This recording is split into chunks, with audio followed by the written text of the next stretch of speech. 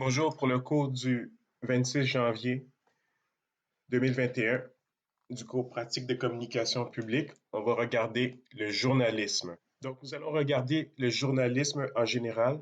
Ensuite, on va regarder la liberté de la presse. On va focuser plus sur la liberté de la presse en France que celle au Canada, puisque ça revient dans un autre cours et je ne veux pas reprendre tout à fait le même contenu.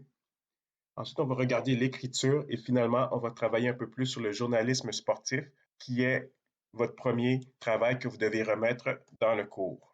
Les choses qui m'intéressent dans le journalisme pour le cours sont des questions qui parlent du statut, donc la place du journaliste dans la société, la déontologie, donc ça veut dire toute l'éthique autour du métier de journaliste. Il y a le métier comme tel, le journalisme. Qu'est-ce que fait un journaliste? Et pour commencer, on va parler un petit peu des questions de journalisme local. Vous savez, au Saguenay, le journalisme local, comme dans d'autres régions au Québec, au Canada et même en France, sont des questions très importantes. Ce sont aussi des questions très importantes en Côte d'Ivoire, au Brésil, en Haïti. Ce sont des questions très importantes pour toutes les localités. En général, on pense que le journalisme est fait dans les grands centres. Il y a des journalistes dans des grandes villes avec des grands éditeurs comme La Presse, Journal de Montréal, qui ont beaucoup plus de moyens pour envoyer des journalistes sur le terrain.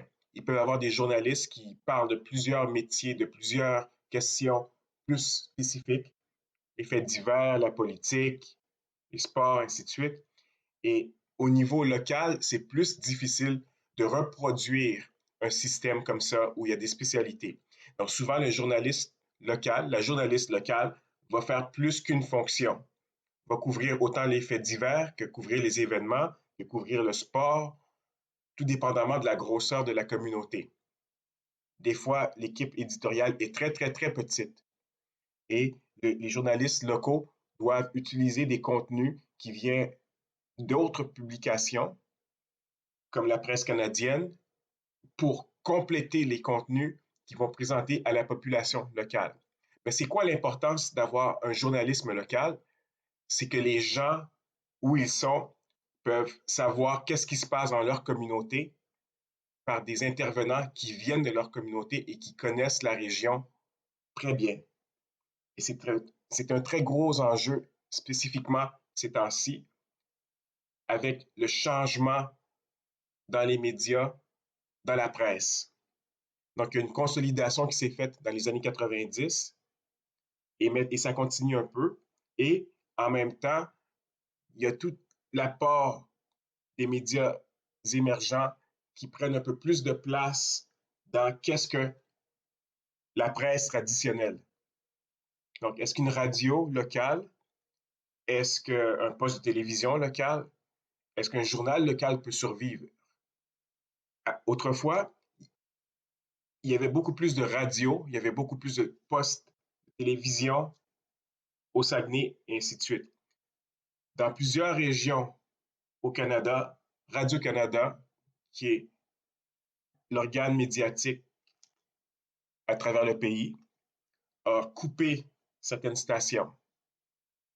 Il y avait beaucoup d'autres stations de télévision indépendantes, certaines affiliées au groupe Cogeco, qui ont fermé, n'étant pas capables de survivre dans un environnement avec moins de moyens, moins de publicité, mais toujours autant de demandes de la population locale d'avoir des nouvelles qui parlent d'eux.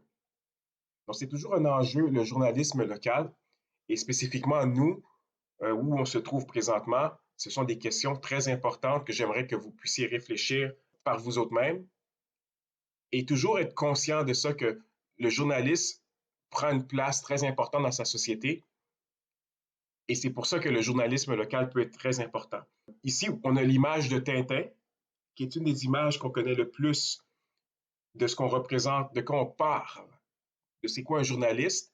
Donc, on les voit souvent comme des héros, des gens qui vont et qui vont foncer et qui vont aller chercher l'information, toujours pour informer le public. Donc, ils vont se mettre en opposition au pouvoir, ce qu'on va regarder dans la prochaine diapo. Il y a une certaine tradition dans les sociétés occidentales de ce qu'on appelle le quatrième pouvoir. Le quatrième pouvoir, c'est quoi? C'est le pouvoir de la presse, des médias, qui est en opposition au pouvoir exécutif, législatif, judiciaire d'un État. Ça nous vient du philosophe irlandais Edmund Burke et c'est quelque chose qui a été aussi repris par Balzac, l'auteur Balzac, qui lui aussi en parlait. Ce qui est un peu intéressant, c'est que de voir que Balzac, lui, parlait peut-être de la presse comme étant une forme de position, un quatrième pouvoir pour donner un peu plus de critique et de contrôle aux autres pouvoirs, tout en étant lui-même un romancier. C'est assez intéressant. Je me demande un peu pour lui où se place la littérature dans les pouvoirs qu'on attribue à une société. Le concept du quatrième pouvoir est une addition un peu à ce qu'on appelle aussi les anciens régimes. Donc, dans l'ancien régime en France, on avait le pouvoir, le premier État qui était la noblesse, le deuxième, le clergé, troisième, la société civile, quatrième, la presse et les médias. On peut parler aussi d'un cinquième pouvoir quand on regarde plus la version contemporaine où on peut parler de la société civile. Il y en a qui appellent aussi le cinquième pouvoir depuis les médias émergents, ce qu'on appelle les blogueurs, les influenceurs, les foules sur les médias sociaux. Il y a beaucoup de gens qui attribuent l'épithète de cinquième pouvoir à ces gens-là. À quoi ça sert le quatrième pouvoir? Le quatrième pouvoir, encore une fois, c'est contester le pouvoir des exécutifs, législatifs, le judiciaire, des autres parties de la société qui ont un pouvoir et qui peuvent exercer leurs droits, leur pouvoir sur nous. C'est aussi une critique de l'entrepreneuriat, c'est une critique de tous les endroits dans une société où il peut avoir du pouvoir. Donc, côté militaire, comme je l'ai dit, côté entreprise, ça peut même critiquer les syndicats, ça peut critiquer n'importe quel endroit où il y a une accumulation de pouvoir continue. Cependant, le journalisme, c'est pas toujours un métier noble. On a ce qu'on appelle le concept du journalisme partisan et plus récemment le clickbait. C'est quoi le journalisme partisan? C'est le journalisme où plusieurs éditeurs se font la guerre pour attirer le plus de lecteurs chez eux. Donc, ils vont se mettre à publier des nouvelles très sensationnalistes pour attirer l'attention des lecteurs. D'où ça nous vient l'expression plus anglophone yellow journalism, où on écrit à peu près n'importe quoi pour plaire, pour attirer l'attention. Ça nous vient de une des premières bandes dessinées, caricatures dans les journaux qui s'appelait The Yellow Kid. Et ça faisait partie de la guerre que se menait Hearst contre Pulitzer aux États-Unis pour attirer l'attention des lecteurs le plus possible. The Yellow Kid par Richard Felton Outcalt apparaissait dans le New York Journal de Hearst. L'appellation Yellow Journalism a été utilisée pour qualifier les journaux de Hearst et Pulitzer qui se faisaient la guerre, comme je l'ai dit, par les critiques de l'époque. Donc, tous les journaux sensationnalistes étaient donc juste appelés du journalisme jaune. Il faut aussi rappeler qu'à l'époque, il y avait des journaux pour toutes les idéologies possibles. Donc, du côté conservateur, libéral et un peu plus à gauche même, il y avait des publications pour toutes les voix possibles. Les anti-monarchistes, les monarchistes, tout le monde avait sa revue, tout le monde avait son journal. L'équivalent contemporain du journalisme jaune, c'est le clickbait qu'on peut retrouver sur plusieurs publications en ligne. À son départ, l'entreprise, la publication BuzzFeed était un peu le modèle du clickbait. Donc, on va créer des contenus avec des titres percutants, avec des liens qu'on va mettre un peu partout, qui vont apparaître dans les médias sociaux pour inciter les gens à cliquer dessus. Le clickbait existe encore. Il y a beaucoup de publications en ligne qui utilisent le clickbait et c'est souvent critiqué, évidemment. Donc, on pourrait dire que c'est une forme contemporaine du journalisme jaune et aussi le journalisme partisan. On le retrouve lui aussi parce qu'il y a des publications maintenant en ligne pour à peu près toutes les positions possibles. Donc, est-ce qu'on s'est amélioré en 2 siècles? Peut-être pas. Quand on parle de journalisme, il y a une idée romantique de c'est quoi le journalisme et c'est qui un journaliste ou une journaliste. On voit encore ça comme un métier noble. Donc, ce sont des gens qui, comme Tintin, vont foncer de l'avant dans l'action. C'est le contrepoids du pouvoir, c'est la critique du pouvoir qui existe et qui est là pour remettre un peu l'ordre et aussi informer le public. Donc, il y a toujours un but, outre que la personne elle-même, un but pour informer la société civile. Dans notre cours, nous n'avons pas beaucoup de temps pour parler du journalisme en profondeur, mais si on avait un cours vraiment dédié au journalisme, un classique que beaucoup d'écoles en journalisme enseignent à leurs étudiants, c'est le livre All the President's Men, qui a été adapté en film, que vous pouvez trouver facilement, qui s'appelle, encore une fois, All the President's Men, qui a été fait sur l'affaire Watergate avec les journalistes du Washington Post qui ont fait une enquête contre le président Nixon à l'époque. Donc, c'est ce qu'on appelle du journalisme d'investigation, où les journalistes avaient des sources cachées qui leur donnaient de l'information et ils ont fouillé pendant des mois et des mois pour informer le public et changer les choses. Qu'est-ce qui est arrivé, c'est que le président Nixon a dû démissionner rapidement et c'est un classique qu'on voit en journalisme, cette idée du journalisme comme un métier noble. Ce sont des héros qui sont là et qui font un travail acharné pour le public. Dans la réalité, probablement que le journalisme n'est pas vraiment comme ça au jour le jour et qu'il y a beaucoup plus de monotonie avec les faits divers ou des trucs comme les décès que de faire tomber un président. Mais c'est toujours un idéal auquel beaucoup de journalistes adhèrent et c'est une idée qu'on voit dans le public. Alors ici, je m'excuse de mon latin. Quis custodiet ipsos custodes. Je ne suis pas familier beaucoup avec le latin, mais c'est une expression très populaire qui veut dire mais qui gardera ses gardiens. Qu'est-ce que ça veut dire ça? C'est une question qu'on pose souvent. Est-ce qu'il y a une façon de surveiller ceux qui surveillent? Donc, les journalistes sont ceux qui surveillent le pouvoir. Est-ce qu'il y a une façon donc de surveiller et de contrôler le travail des journalistes pour ne pas qu'il y ait de bavure dans les médias, dans la presse? Une autre question reliée à ça, c'est est-ce qu'on peut critiquer les médias? Il y a beaucoup d'exemples où les politiciens aiment blâmer les médias. On va souvent blâmer les médias. Le président Trump, par exemple, le faisait souvent. Notre très cher premier ministre Jean-François Legault le fait constamment. Et le problème avec blâmer et critiquer les médias, plutôt blâmer les médias, je dirais, c'est qu'il y a un risque de tomber dans la démagogie. Donc, la personne qui nous critique, on va la critiquer. Pourquoi? Parce qu'elle nous critique. Et souvent, les critiques sont justes et correctes.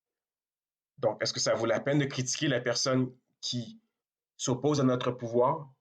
Il faut se poser des questions sur qui critique les médias en général. Est-ce que ce sont les gens au pouvoir qui critiquent et qui encouragent la population à critiquer les médias? Ou est-ce que ce sont d'autres médias qui s'autocritiquent, qui font une réflexion sur leur travail? Ou est-ce que ce sont d'autres instances non impliquées dans les conflits habituels qui, elles, critiquent les médias? On pourrait parler ici des professeurs d'université. Pour atténuer les bavures et empêcher que les journalistes fassent des erreurs qui font que beaucoup de gens de la population ne leur font plus confiance ou ils deviennent facilement des victimes ou des cibles de démagogues comme Donald Trump. Il y a une déontologie du journalisme qui a été développée depuis très longtemps pour encadrer le travail des journalistes, encore une fois, pour atténuer, empêcher, prévenir les bavures possibles. Évidemment, ceci ne va pas empêcher les démagogues comme M. Trump d'accuser les journalistes de ne pas faire leur travail correctement. Mais pour les gens sensés, c'est toujours un rempart qu'on peut utiliser et les journalistes sont très, très, très autocritiques et très conscients de ces questions-là. Ce sont toujours des questions classiques comme le plagiat. On le voit souvent quand un site, une télévision, une radio prend des nouvelles d'ailleurs, souvent, ils vont citer la source, la photographie qui a été utilisée, le son, l'enregistrement, les images, ainsi de suite. La fabrication, il ne faut pas fabriquer de nouvelles. Les conflits d'intérêts, c'est plus au niveau exécutif, des éditeurs, qu'il faut souvent annoncer si notre employeur, l'entreprise qui possède des parts dans notre journal, dans notre télévision, dans notre radio, c'est très important d'indiquer les conflits possibles avec transparence. Quelque chose d'important qu'il faut tenir compte quand on parle des conflits d'intérêts, c'est aussi la concentration de la presse. Donc, avec une concentration de la presse, les conflits d'intérêts sont beaucoup plus grands puisqu'il y a souvent ce qu'on appelle une convergence et moins de sources indépendantes de nouvelles. Donc, TVA et le Journal de Montréal ont le même propriétaire. Qu'est-ce que ça peut faire, ça, dans une société quand l'information est partagée entre différents groupes à l'intérieur d'un même groupe médiatique? Ça fait une concentration qui peut créer encore plus de conflits d'intérêts. Il faut faire attention à ces choses-là. Surtout au Québec, c'est quelque chose de très, très, très grave et on est une des sociétés occidentales où la concentration de la presse est la plus grande. Et les écarts, dès qu'il y a des erreurs dans les publications, on le voit souvent dans les journaux, il y a des corrections qui sont faites les lendemains dès qu'on a trouvé une erreur. C'est très fréquent, on le voit souvent. Donc, ce sont les outils qu'on utilise de base pour aider et encadrer le travail des journalistes. Il y a une professionnalisation du métier de journaliste qui existe depuis au moins un siècle, où on insiste que les journalistes aillent à l'école, comme vous le faites présentement, pour apprendre qu'est-ce que la communication, qu'est-ce que les médias et qu'est-ce que ce métier. Mais d'une certaine façon, on peut dire que n'importe quelle personne très curieuse et très cultivée peut devenir journaliste. Le côté plus mécanique de faire le métier, de comment rédiger un article, sont des choses qui s'apprennent. Mais avant ça, il faut avoir le goût, il faut avoir une curiosité, une passion pour ce travail-là, où on va côtoyer les plus grands et les plus petits, où on va voir des choses abominables ou les plus belles choses possibles de la vie. Ce qui est important avant tout, c'est d'être capable de vulgariser ce que l'on observe tout en maintenant les faits les plus objectivement possibles pour informer un public. Est-ce que le journaliste est toujours indépendant? C'est comme demander, est-ce que le journaliste ou la journaliste est toujours objectif, objective? Il y a un idéal où on se dit que les journalistes sont là pour la vérité et trouver l'information, mais il y a aussi des impératifs commerciaux qui font que les journalistes doivent souvent favoriser une nouvelle par-dessus une autre, parce que c'est cette nouvelle-là qui va amener plus de lecteurs, d'auditeurs et d'audience. Est-ce que le journaliste est un pigiste ou est-ce que le journaliste ou la journaliste est quelqu'un d'établi dans son métier? Ça va faire toute la différence dans le genre de nouvelles qui vont être couvertes, les textes, les entrevues qui vont être faites. On va parler brièvement de la liberté de la presse au Canada. Ce n'est pas un sujet sur lequel je vais m'attarder trop longtemps parce que on le couvre dans le cours réglementation déjà en détail. Donc ici, je veux juste faire référence à quelques statuts importants qui nous viennent des gouvernements provinciaux pour essayer de limiter le pouvoir des médias. Une des lois les plus importantes a été rédigée en 1938 en Alberta par le gouvernement provincial qui voulait obliger tous les journaux à payer une amende dès qu'ils disaient quelque chose qui, d'après le gouvernement de la province allait à l'encontre de l'intérêt de la province et du gouvernement en place. Évidemment, cette loi-là a été contestée en Cour suprême. On a eu la même chose au Québec avec la loi protégeant la province contre la propagande communiste de 1937 du gouvernement Duplessis. Donc, le premier ministre Duplessis, étant arrivé au pouvoir, a réussi à s'attirer la complaisance de la plupart des médias, à l'exception du Devoir. Donc, il y a eu un combat de plusieurs années entre le Devoir et le premier ministre duplessiste, qui lui courait après les bolcheviks et les communistes. Ça fait partie de ce qu'on appelle la grande noirceur au Québec. Pour le dire rapidement, il n'y a pas de droit de la presse reconnu au Canada, bien que le gouvernement Justin Trudeau est en train de discuter une loi cadre qui va essayer de faire quelque chose qui ressemble à la liberté de la presse au Canada. C'est plutôt quelque chose qui a été décidé par les tribunaux et que la dernière référence importante, la dernière décision importante d'un tribunal canadien nous dit que la protection des sources, par exemple, qui est toujours un enjeu, est quelque chose qui va se faire au cas par cas. Mais ce n'est pas un droit reconnu au Canada encore. Comme la plupart des questions qui entourent le journalisme, c'est un idéal que celui de la liberté de la presse, et non quelque chose qui est enchâssé dans les lois. La liberté de la presse en France, elle, est mieux protégée que celle au Canada. Elle est protégée depuis une loi cadre qui date de 1881, qui s'appelle la Loi sur la liberté de la presse. Et il y avait 4 critères importants qui ont été retenus. Les propos doivent être mesurés et prudents. Ils doivent s'accompagner de l'absence d'animosité personnelle. Ils doivent poursuivre un but légitime. Ils doivent s'accompagner de la qualité de l'enquête. Depuis 2011, ce droit a été étendu aux blogueurs aussi, d'après la cause Antoine Bardet.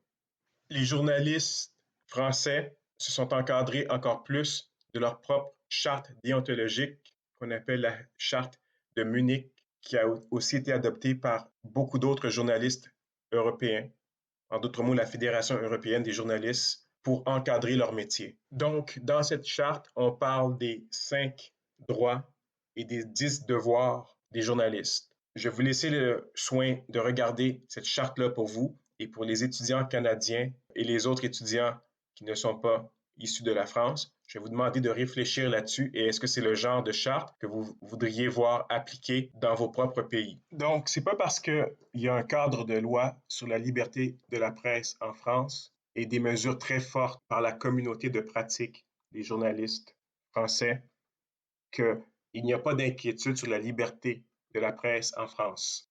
On peut parler ici de la loi relative au renseignement de 2015 qui enfreint un peu la liberté de la presse et qui a été dénoncée par la presse française aussi. On a le cas de l'ancien président français Nicolas Sarkozy qui avait une relation amour-haine avec les médias, la presse, qui critiquait souvent les médias de façon assez démagogique, on pourrait dire, et ça frôlait des fois l'entendement de ce qui était acceptable. Il y a le cas Charlie Hebdo, on en a parlé la semaine passée beaucoup. Est-ce que la presse est libre en France de publier et de dire ce qu'elle veut et quelles sont les conséquences quand certains groupes ne sont pas d'accord avec l'expression qui est faite par la presse française? Je vais maintenant discuter de l'écriture en journalisme et des règles que j'aimerais que vous appliquiez dans tous vos travaux à partir de maintenant. Donc, la première chose que je vais vous demander, vous avez beaucoup de textes et de choses à rédiger et à produire dans ce cours. Je vais vous demander à chaque fois d'écrire pour le médium en particulier. Par exemple, si vous écrivez pour la télévision, vous ne devez pas répéter le visuel qui est démontré par l'écran. En radio, les mots que vous dites expriment aussi bien l'histoire, le narratif, et suggèrent l'imagerie et l'imaginaire que l'auditeur doit ressentir. Quand vous écrivez un texte, vous racontez l'imaginaire Mais la vitesse avec laquelle, la cadence avec laquelle vous présentez votre texte peut influencer les émotions de votre lecteur. Vous devez créer des silences, des moments de pause au bon moment aussi. Comment est-ce qu'on peut influencer la cadence, la vitesse, créer des silences, des moments de pause dans un texte par écrit? Vous pouvez écrire des phrases plus courtes, vous pouvez utiliser des grands paragraphes, des petits paragraphes avec des espaces pour ralentir la vitesse de lecture de votre lecteur. Vous pouvez utiliser des mots plus simples, des mots plus compliqués, et tout ça peut jouer un jeu pour créer la vitesse, la cadence dans votre texte. Je vais vous demander d'explorer ça et d'expérimenter un peu dans le premier article que vous allez me remettre. Puisque vous parlez d'un événement sportif ou d'un événement culturel, c'est possible de jouer avec ces outils d'écriture pour simuler une cadence dans votre récit. Dans votre rédaction, demandez-vous ce que vous voulez dire. Donc, quand vous expliquez simplement ce qui se passe, c'est du narratif, vous créez une atmosphère avec des mots qui suggèrent un côté plus qualitatif, donc moins situé sur les faits, mais plus sur comment les gens se sentent, quelles sont les émotions, les sensations qu'on peut retenir. Et ensuite, vous pouvez donner du contexte à votre histoire pour donner plus d'informations et encadrer vos faits et votre imaginaire. Pensez toujours à la réduction de la longueur de vos phrases. Donc, enlevez tous les mots qui sont inutiles. Essayez d'être le plus clair et précis quand vous rédigez quelque chose. Essayez d'éliminer les adjectifs et les adverbes qui sont inutiles dans votre texte. Essayez d'éviter d'utiliser des métaphores très populaires dans votre rédaction, comme nous l'avons vu avec le texte de Orwell la semaine passée. C'est possible de jouer avec ces outils d'écriture pour simuler une cadence dans votre récit. Les journalistes se réfèrent souvent à ce qu'on appelle des guides d'écriture en journalisme pour les aider dans leur composition. On a plusieurs exemples ici et cette semaine, j'avais ajouté un guide d'écriture que j'utilise pour mon site de bande dessinée Comic Book Bin. C'est un guide d'écriture en anglais, mais si vous traduisez le texte, vous allez voir qu'il y a beaucoup de choses qui sont applicables à la plupart des cas et ça peut aider beaucoup des étudiants qui vont travailler sur les critiques de films ou les critiques d'événements. Je vais vous laisser explorer ce guide-là pour votre écriture. J'aimerais toutefois vous rappeler que ce guide a été créé pour un site de nouvelles en ligne, donc il est adapté à son médium. Ça n'a pas été créé pour un journal imprimé, ça a été créé encore une fois pour un site web. Ça n'a pas été créé non plus pour un blog. Il y a une différence entre un blog et un site de nouvelles en ligne. Il y a un côté mécanique qui explique un peu l'interface et ces choses-là. Évidemment, vous laissez ça de côté. C'est d'aucune importance que les questions spécifiques de formatage dans notre gestionnaire de contenu. Tous les gestionnaires de contenu sont différents, mais quand vous écrivez pour le web, vous devez en être conscient quand même. Donc, vous allez toujours rédiger dans un gestionnaire de contenu ou publier des pages directement en format HTML. Il existe plusieurs formats quand on écrit un article de presse. Le modèle que je veux que vous utilisiez ici, c'est le modèle que je présente là. Donc, vous écrivez votre nom, vous le mettez au centre, 3 étoiles. Vous commencez toujours par la ville de publication où vous êtes situé, ou plutôt la ville de publication où se tient l'événement que vous rapportez. L'usage des guillemets est très important quand vous citez une source dans votre article. Et comme je vous ai dit, j'aimerais que vous citiez une source dans votre article. Ici, vous devez faire une citation sur plusieurs paragraphes. Et c'est très important de savoir comment le faire en français. Donc, quand vous commencez, dans l'exemple qu'on a ici, la candidate Danielle Lemay pense que, guillemets, les chiens doivent être tenus en laisse en tout temps. Vous sautez à l'autre paragraphe, vous ne fermez pas les guillemets au premier paragraphe. Vous ouvrez à nouveau les guillemets dans le deuxième paragraphe ou le paragraphe subséquent. Donc, les parcs récréatifs pour chiens sont coûteux, ainsi de suite. La citation n'est toujours pas terminée. Madame Lemay continue de parler. Donc, vous ne fermez pas les guillemets au deuxième paragraphe. Vous allez les ouvrir, cependant, une autre fois dans le troisième paragraphe ou tous les autres paragraphes subséquents de votre citation. Donc, de plus, je pense que posséder un animal de compagnie est un luxe et ce n'est pas à toute la population d'assumer les frais pour un privilège non essentiel. Point guillemets. Donc maintenant, votre citation de Madame Lemay se termine là. Remarquez que le guillemet, dans ce cas-là, est à l'extérieur du point final. Donc, quand vous faites une citation sur plusieurs paragraphes, et c'est ce que je vous demande pour votre article, vous devez fermer le guillemet dans le dernier paragraphe où vous citez la personne. Et ce guillemet final est à l'extérieur du point final, contrairement à la façon où on utilise les guillemets habituellement. Dans un article de presse, c'est ainsi que vous devez rédiger une citation. Regardons un domaine du journalisme qui est en développement dans les médias émergents. Donc, on parle ici de journalisme quantitatif. C'est l'usage de la science des données en journalisme en utilisant des données publiques qu'on peut retrouver, par exemple, dans des médias sociaux, des statistiques, ailleurs, qui nous proviennent du gouvernement, sur les tendances, toutes sortes de documents scientifiques sur lesquels les journalistes font des analyses pour ensuite vulgariser les faits qui ont été collectés pour raconter de façon narrative une histoire à partir de ces faits. Souvent, en journalisme quantitatif, qui est un nouveau métier, on essaie de prédire les tendances. On peut le faire souvent avec les élections, en regardant de façon quantitative qu'est-ce qui se dessine.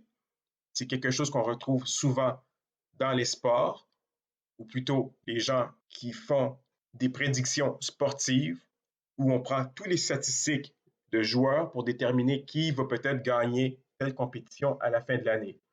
Bon, ça, c'est pas tout à fait du journalisme, mais à la base, c'est la même approche qu'on utilise pour déterminer qui sera vainqueur ou pas pour une élection. Dans ce métier, il y a aussi un travail de visualisation des données qui est fait.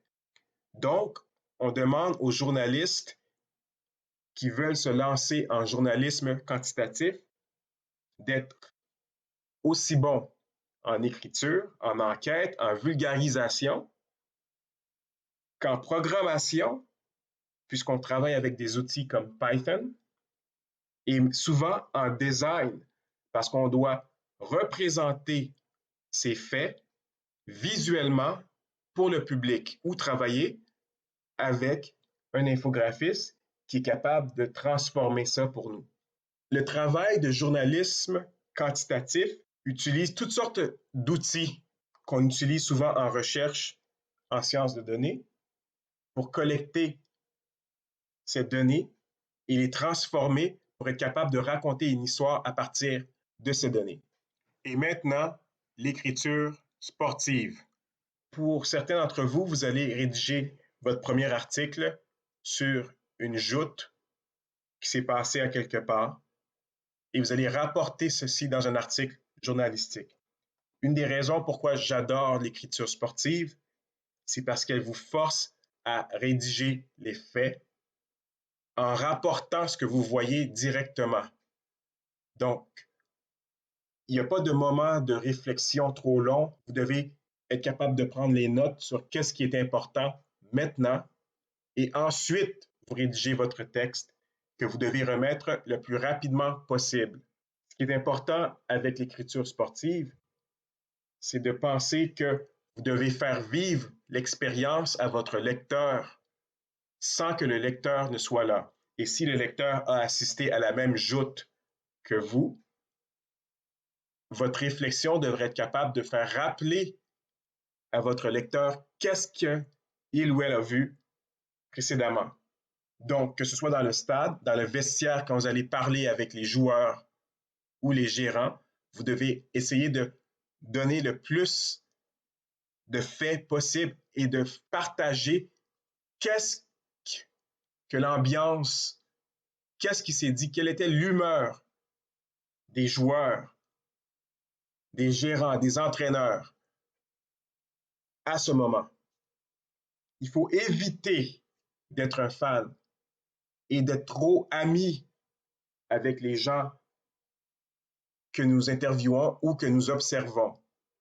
On n'est pas à la radio ici, on fait un article écrit qui rapportera les faits d'une joute. Donc, même si vous écrivez pour une équipe locale, essayez d'avoir un juste milieu et de bien rapporter ce que vous pouvez dire sur l'autre équipe des visiteurs. Vous devez rapporter les citations des joueurs, des gérants, des entraîneurs sans changer les termes. C'est très important de garder les termes exacts. Souvent, on va voir que les joueurs vont bégayer ou dire des choses qui ne font pas beaucoup de sens, mais ça fait partie de leur citation. Évitez de changer les mots suggérés par les joueurs. Cependant, évitez les obscénités dans vos textes ou couvrez-les par des symboles. Je vais maintenant parler de votre article de presse sportif ou culturel, qui est le premier travail que vous devez remettre dans le cours. Donc, je sais, on est en pandémie, vous allez essayer quand même d'assister à une joute, soit à distance ou évidemment par le biais des médias émergents, d'Internet, télévision. Vous allez essayer d'assister à un événement culturel ou une joute de sport. Ce que je vais vous demander cependant, c'est d'assister à l'événement, mais ne pas assister à une émission ou un compte-rendu fait par une tierce partie sur l'événement.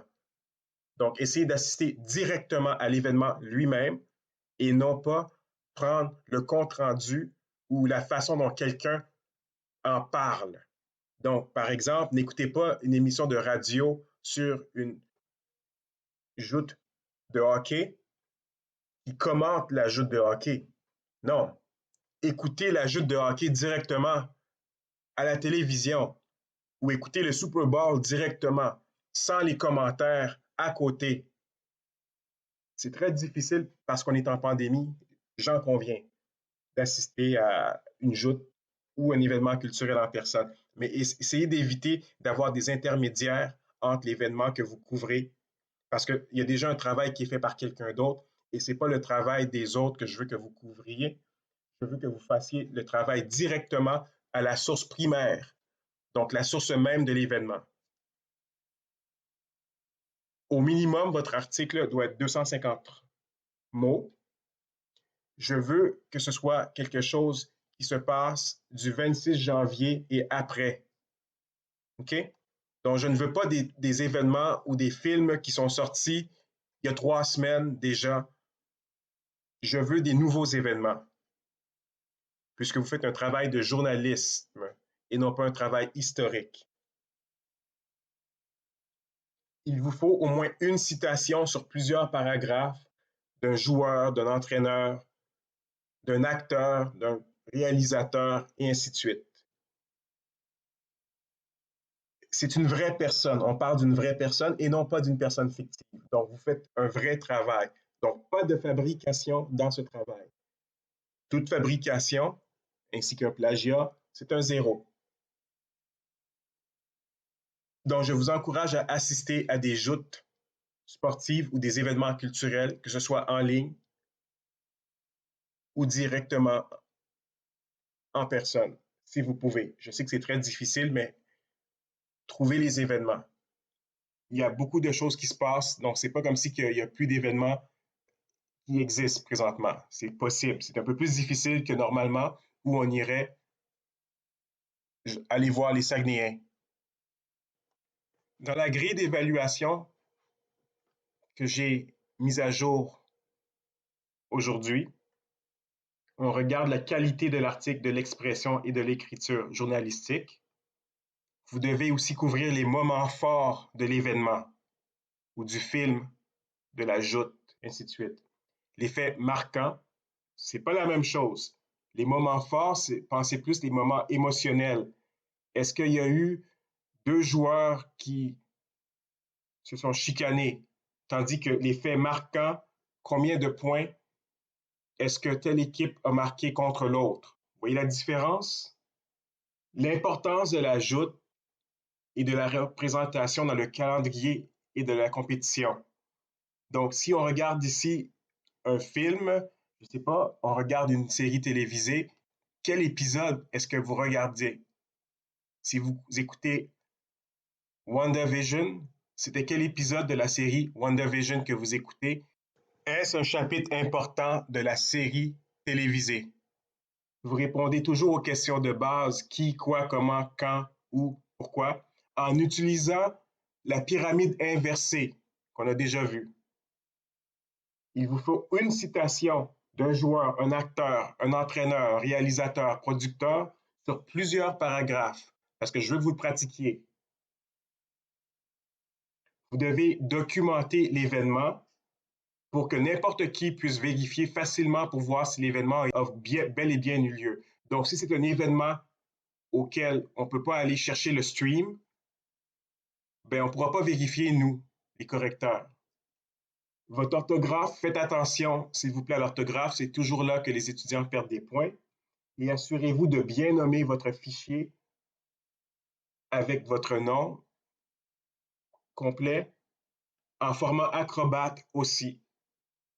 Je ne veux pas de document Word, je veux un document Acrobat que vous déposez sur Moodle. Je ne veux pas recevoir les documents dans ma boîte personnelle, dans mon courriel. Je veux que vous les déposiez sur Moodle.